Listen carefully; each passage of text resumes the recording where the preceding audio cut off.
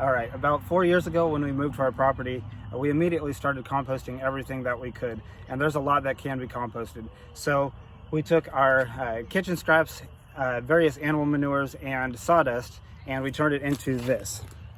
Okay, so we built a pile with the correct dimensions and conditions, and it became compost. So what is compost and why is it important? Well, for starters, let me just give a quick little demonstration here. So there's a bare patch of ground right here, and if I cover it with compost, when you cover bare ground, it locks in moisture, and so it covers the ground and it keeps the water from escaping. So all the little microorganisms that are in the soil, they need water to drink and air to breathe just like us, and that helps keep the water in the ground, a very vital function. The best finished compost can hold 900% of its own weight in water, so it acts as an incredible water reservoir in the soil, as well as creating humus in the soil, which also holds a lot of water and does a number of amazing functions as well. So what else is in there, and just what are those microorganisms doing? So you put carbon and nitrogen materials together into a pile, and it breaks it down, and all these little critters, they eat it and they turn it into minerals that plants can use. So just how many creatures are in there?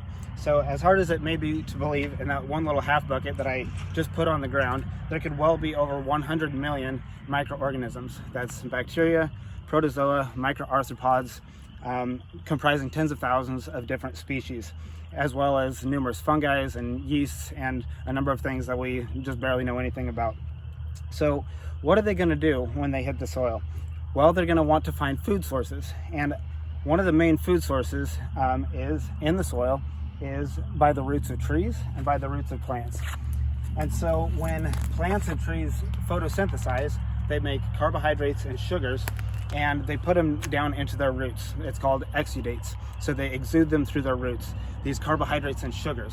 Well, there are lots of living organisms that like to eat those. Just like we like carbs and sugars, so do a lot of species of bacteria, and so do a lot of species of fungi. So they're going to come and consume those exudates. Now, why would the plant do this? Well, it's a symbiotic relationship. The plant also gets the nutrients it needs from the bacteria and from the fungi. Many species of fungi are mycorrhizal, meaning root fungus. They actually penetrate into the root and go up into the plant and feed it directly.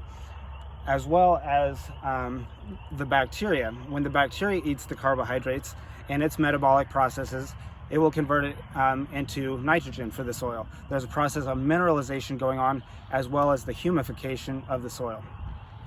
So what does that mean for us as gardeners? What does it mean for us as homesteaders, for example? Well, for one thing, that promotes vigorous plant growth. And so if you apply this to your garden beds like we do, you get much healthier plants. So all that activity and symbiotic relationships in the soil, it promotes the health of the plants. We had a garden bed where we had left a lot of the compost. Actually, accidentally, we had a tote that was sitting there on the ground, and in the same amaranth bed with the same species of amaranth, we had 4 foot on the unapplied section, and the ones where the compost was were 6 feet tall. And so, that example, shows. And also we applied it by our bus, and the amaranth was 12 feet tall. It was taller than the bus. So it grew like crazy. Now,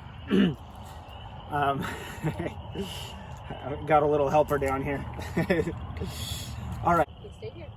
So how do we build the pile correctly to achieve the high temperatures that we want inside the pile?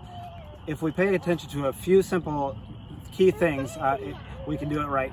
One is the correct carbon to nitrogen ratio. Number 2 is the moisture content. And number 3 is paying attention to oxygenation or aeration. Okay, so going back to number 1, the carbon to nitrogen ratio. People call this the browns and the greens. The browns are your carbon sources like sawdust, and the greens are your nitrogen sources like animal manures. If you get the right ratio, 30-to-1 carbon to nitrogen, then you get the right mix for the microorganisms. Now, really no measuring has to take place other than with one sophisticated measuring device, your nose. So if it smells bad, you're doing it wrong. If it's built correctly, no odors should be emanating from the pile. So number 2, the moisture content. It should be about 50%, which is about the consistency of a damp sponge. It shouldn't be dripping wet, because then your organisms are drowning in there and you can't achieve high temperatures. the high temperatures is just in the thermophilic bacterial range, and so where the pathogenic species of bacteria die off and you're left with the beneficial organisms in the pile. So the third one is oxygenation. If you build your pile no bigger than 3 feet wide and 3 feet high, you can have it as long as you want, but no more than 3 feet in those two dimensions, then you can get oxygenation to the pile. A lot of people say to turn the pile.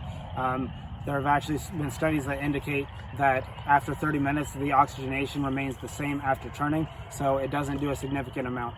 So, but the oxygenation should be such that if the pile is too damp, you can add more carbon material, more sawdust, and it'll soak up that water, and then there'll be more oxygenation in the pile, more air spaces, and then the pile can heat up. So when you dig into a compost pile, it will actually be steaming, and it can even be steaming in the middle of winter. So what's happening there is it's killing off all the hookworms, roundworms, tapeworms, and E. coli parasitic things when the temperatures get very hot.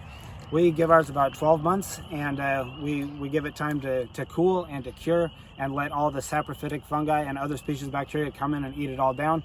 And it's a great rich mineral source and for the ground and for the plants. All right, guys, a lot of this information I'm getting comes from a great resource by Joseph Jenkins called the Humanure Handbook. So if you want a funny book and a very informative, interesting book, check out the Humanure Handbook by Joseph Jenkins. And well, thank you, little girl. All right, and if you like the video, give it a thumbs up or comment. All right, guys, bye.